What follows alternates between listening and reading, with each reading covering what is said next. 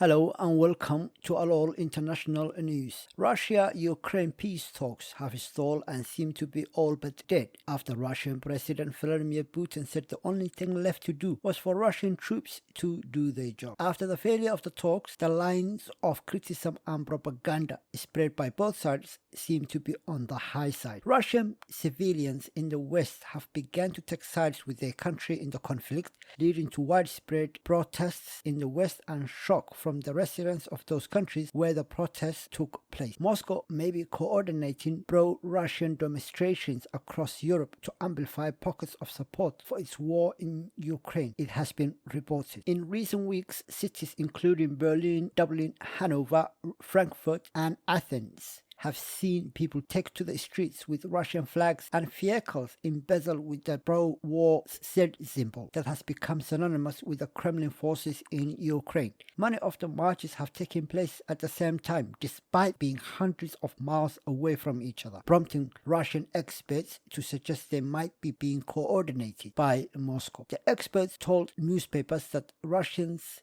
living in other European countries may have been instructed by the Prosotrevnitsky, a federal agency that works to the benefit of the country's diaspora. All protests have shared similar characteristics. Hundreds of pro-Kremlin demonstrators waving the Russian tricolor, displaying the Z symbol, and parroting pro-Putin symbols and slogans about the war in Ukraine. In Serbia, hundreds of protesters joined a right-wing gathering in support of Russia, carrying pictures of Vladimir Putin and t-shirts with the letter Z. A large pro-Russian demonstrators of around 900 people in 400-strong convoy passed through Berlin. One woman was arrested for displaying the Z and acted as criminal offense in some parts of Germany. On the same day in Athens, more than 1,000 miles away, a similar demonstrators were seen in the Greek capital. Both prompted outrage from the residents. Last Sunday saw more pro-Russian protesters take to the street across Europe. A convoy of cars and trucks draped in pro-Russian imagery drove through Dublin in Ireland. The Times, who analyzed many of the number plates, found the cars belonged to a group of Russian experts who took part in an annual parade in the city. On the same day, 600 pro-Russians took part in a motorcade in Hanover, North Germany. Frankfurt saw 800 pro-Russian marches after local authorities refused them permission for their own convoy. The day before saw a pro-Russian rally in Limassol, known as the Moscow of Cyprus for its large Russian population. Demonstrators pulled a Russian flag the size of a football pitch, it was reported. At the Dublin protest, participants denied the Z symbol was a pro-war symbol, instead saying they were marching against discrimination against Russians. On the talks that seem to have stalled, it's not clear what the plan now is to resolve the conflict between Russia and Ukraine.